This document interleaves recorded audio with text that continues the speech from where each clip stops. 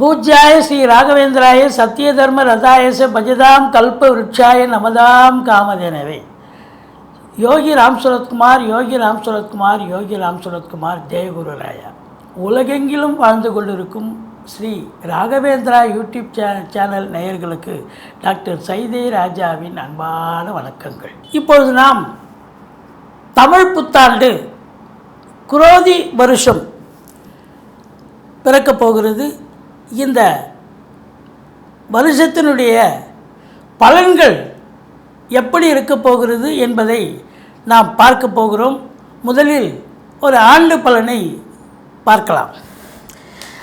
அசுரகுரு வீட்டில் தேவகுரு சஞ்சாரம் செய்வதால் இந்த ஆண்டு சுக்கிரனுடைய ஆதிக்கம் நிறைந்த அன்பர்களுக்கு, அதாவது கலைத்துறையில் பணியாற்றக்கூடியவர்களுக்கு, குறிப்பாக சினிமா தொலைக்காட்சி பிரிவில் பணிபுரியும் அன்பர்களுக்கு நிறைய நல்லதுகள் நடக்க வாய்ப்புகள் இருக்கிறது. கம்ப்யூட்டர் பாகங்கள், கல்வி கட்டணம், தொலைத்தொடர்பு சாதனங்கள் போன்றவற்றின் விலை உயரக்கூடும். வெளிநாட்டு முதலீடு அதிகமாக இந்தியாவிற்குள் வரும். விளையாட்டுத் துறையில் இந்தியா பல சாதனைகள் செய்து பல பரிசுகளும் பட்டயங்களும் வெல்லும். இந்த ஆண்டு அமலா யோகம் ஏற்பட்டு உள்ளதால் எதையும் சமாளிக்கும் திறன் நமது மத்திய அரசுக்கு ஏற்படும். வெளிநாட்டில் வசிக்கும் இந்தியர்களுக்கு பல பிரச்சனைகளும் தொல்லைகளும் ஏற்பட்டு வேலை வாய்ப்பு அவர்களுக்கு தடைபடக்கூடிய ஒரு நிலையும் உண்டாகும். விமான விபத்து, ரயில் விபத்து போன்றவை வழக்கம் போல ஒரு சில இடங்களில் ஏற்பட வாய்ப்புகள் இருக்கிறது. எரிவாயு சிலிண்டர் விலை குறைய வாய்ப்புகள் இருக்கிறது. தங்கம் விலை கிடுகிடுவென உயரும். தென் மாவட்டங்களில் அதிக மழை பெய்யும். புதிய வைரஸ் பரவ வாய்ப்புகள் இருக்கிறது. ஆன்லைன் வியாபாரம் அமோகமாக நடக்குங்க. ஆனால் அதே நேரத்தில் ஆன்லைனில் அங்கங்கே சில மோசடிகளும் நடக்க வாய்ப்புகள் இருக்கிறது. காய், கனி, பூ வியாபாரம் சிறப்பாக இருந்த போதிலும் விலை உயர்வு ஏற்படும் வாய்ப்புகள் இருக்கிறது.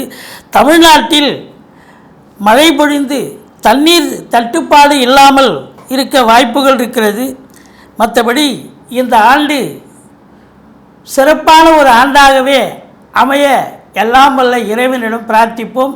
வாங்க ராசிக்குள் செல்லலாம். மிதுன ராசி அன்பர்களுக்கு வணக்கம். மிதுன ராசி காலபுருஷனுக்கு 3வது ராசி. புத பகவான் ஆட்சி பெறும் வீடு. மிருக சீரிஷம் 3-4 பாதங்கள், திருவாதிரை புனர்பூசம் 1-2-3 பாதங்கள் உள்ளடக்கியது. இந்த தமிழ் புத்தாண்டு, அதாவது குரோதி ஆண்டு, இந்த ஓராண்டு பலனை நம்ம சொல்ல இருக்கிறோம். இந்த ஆண்டு கிரகங்களான ராகு, கேதுக்கள், சனி பகவான், குரு பகவான் அவங்களுடைய சஞ்சார நிலையை வச்சு தான் நம்ம பலனை சொல்கிறோம். பார்வை பலத்தையும் கருத்தில் கொண்டு சொல்கிறோம். இந்த மிதுன ராசிக்கு கடந்த ஆண்டு பார்த்திங்கன்னு சொன்னால் குரு பகவான் 11ஆம் இடத்திலிருந்து பல அற்புதங்களை தந்து கொண்டிருந்தார். நல்ல தொட்ட இடம்லாம் பண மழை பொழிஞ்சுது. உங்களுக்கு இப்போ பொருளாதாரத்தில் சுபீட்சமான ஒரு நிலையை ஏற்படுத்தினார். இந்த எதையும் சாதிக்கக்கூடிய ஒரு வல்லமை ஏற்படுத்தியது. ஏன்னா 11ங்கிறது லாபஸ்தானம் மட்டுமல்ல, எண்ணிய செயல் ஈடேறுதல், எதையும் சாதிச்சிங்க. ஆனால் இந்த ஆண்டு பார்த்திங்கன்னு சொன்னால் அந்த குரு பகவான் 12ஆம் இடத்துக்கு வருகிறார். அப்போ 12ஆம் இடம் என்பது ஸ்தான பலமா என்று சொன்னால் இல்லை. இருந்த போதிலும் 12ஆம் இடம் செலவுகள் ஏற்படக்கூடிய அயன சயன போகும். அதாவது நல்ல செலவுகள். 12ஆம் இடம் என்பது செலவு பண்ணுற இடம். அப்போ 12ஆம் இடத்துல சுப கிரகம் இருக்கிறதுன்னு சொன்னால் சுப செலவுகள் ஏற்படுத்தக்கூடிய ஒரு ஆண்டாக அமையப்போகிறது. அப்போ செலவு இருக்குதுன்னு சொன்னால் அப்போ வருமானமும் இருந்து தானே ஆகணும். அப்போ குரு பார்வை கோடி நன்மை. ஸ்தான பலம் இல்லை என்று சொன்னாலும் கூட பார்வை பலத்தை நம்ம பார்க்கலாம் வாங்க. அதாவது குரு பகவான் 4ஆம் இடத்தை பார்க்குறார். இது நாள் வரைக்கும் 4ஆம் இடத்துல கேது இருந்து உங்களுக்கு ஏகப்பட்ட பிரச்சனைகளை தந்தது கடந்த ஆண்டு. இப்போவும் கேது பகவான் அங்கே தான் இருக்கார்.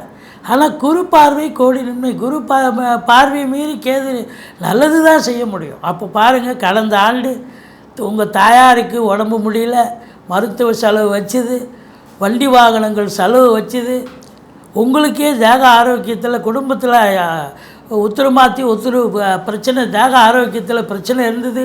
ஆனால் இந்த ஆண்டு குரு பார்வையில் இருக்கிறதால அதாவது 4ஆம் இடம் என்பது சுகஸ்தானம். அப்போ சுகஸ்தானம் உங்களுக்கு ரொம்ப திருப்திகரமாக சுகமாக இருக்க போகிறீங்க இந்த ஆண்டு. எந்த குறையும் இருக்காது. அப்போது தாயினுடைய தேக ஆரோக்கியம் சிறப்பாக இருக்கும்.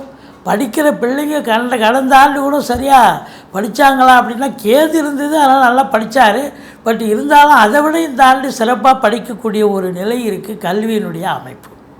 வண்டி வாகனங்கள் நல்ல பொழப்பு நடத்தக்கூடியவர்களுக்கு சவாரிகள் கிடைச்சி நல்ல சம்பாத்தியத்தை பார்க்க போகிறீங்க.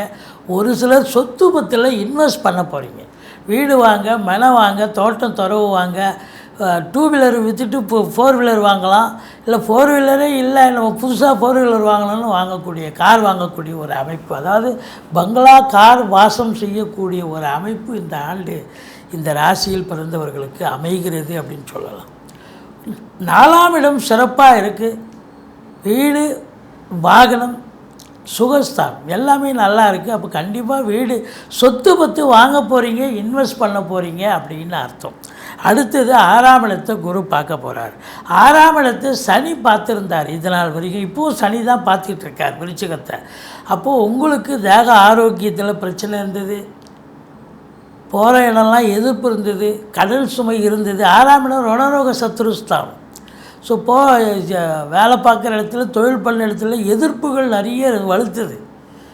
உங்கள் தேக ஆரோக்கியத்துலேயும் பிரச்சனை இருந்தது, கடல் சுமை இருந்து பல பிரச்சனைகளை தந்து கொண்டிருந்தது. ஆனால் இப்போது 6ஆம் இடத்தை குரு பார்ப்பது என்பது ருணரோக சத்துருஸ்தானம். முதல்ல உங்கள் தேக ஆரோக்கியம் சிறப்பாக இருக்கும்.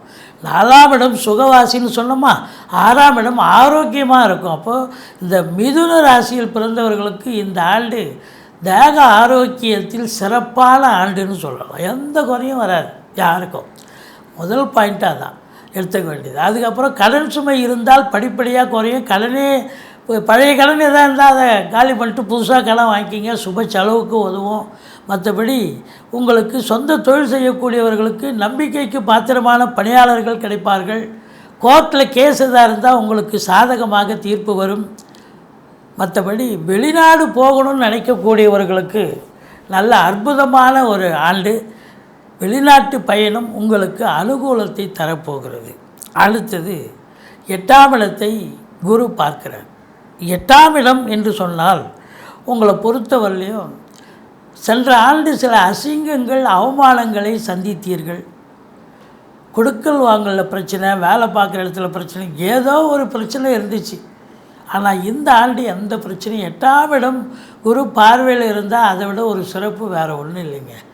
8ஆம் இடம் என்பது 7ஆம் இடத்துக்கு 2ஆம் இடமாக வருவதால் வாழ்க்கை துணை அல்லது மனைவியால் யோக பாக்கியங்கள். எப்படி அவங்க வேலை பார்க்குற இடத்துல ப்ரமோஷன், இன்க்ரிமெண்ட் கிடச்சி சம்பாத்தியம் இருக்கும்.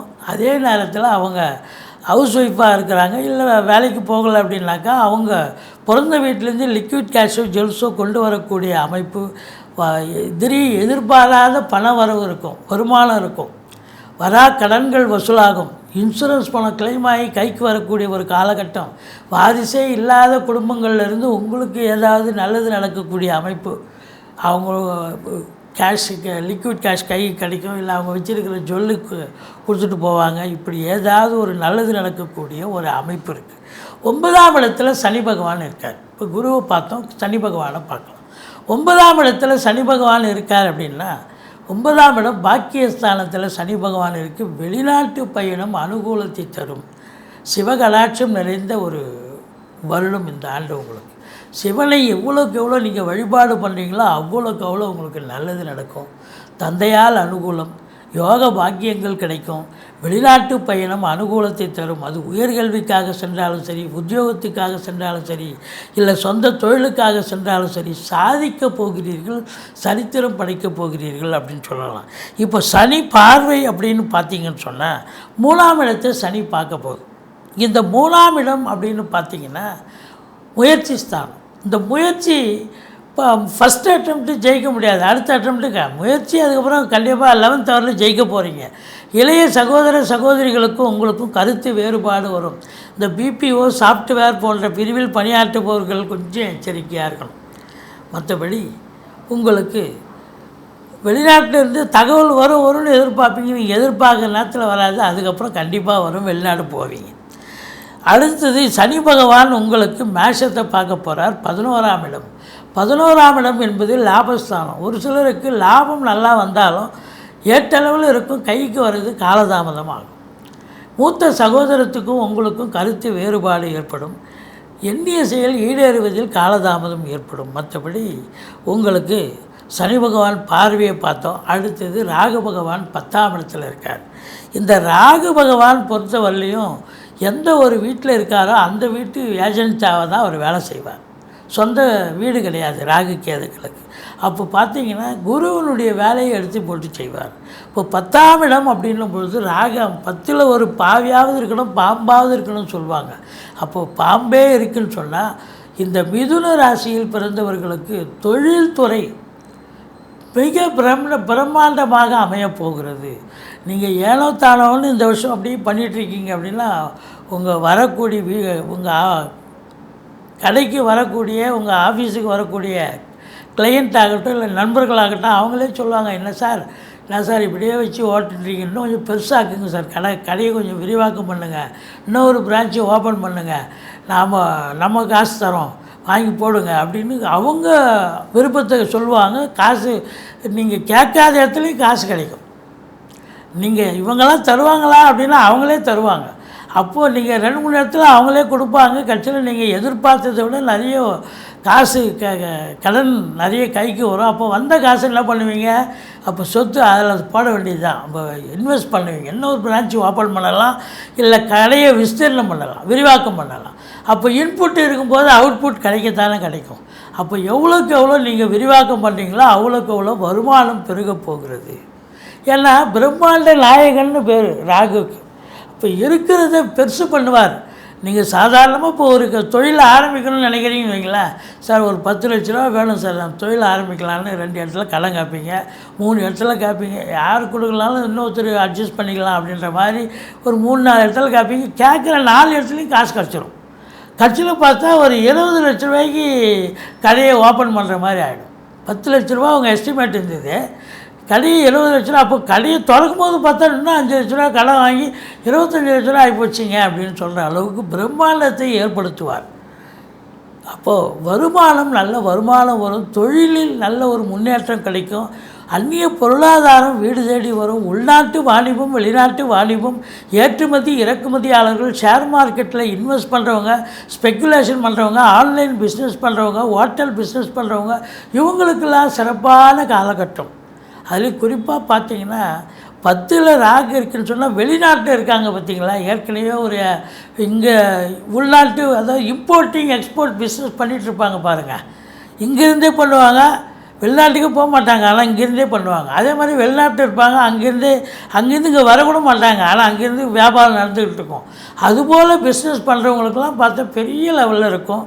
வெளிநாட்டில் இங்கேருந்து இங்கே இந்தியாவில் பிறந்து வெளிநாடு போய் ஒரு பிஸ்னஸ் பண்ணுறவங்களுக்கு பெரிய லெவலில் ரீச் பண்ண, அவங்க இன்னொரு நாட்டுக்கு போய் இன்வெஸ்ட் பண்ணி அங்கே ஒரு பிஸ்னஸை துவங்குவாங்க.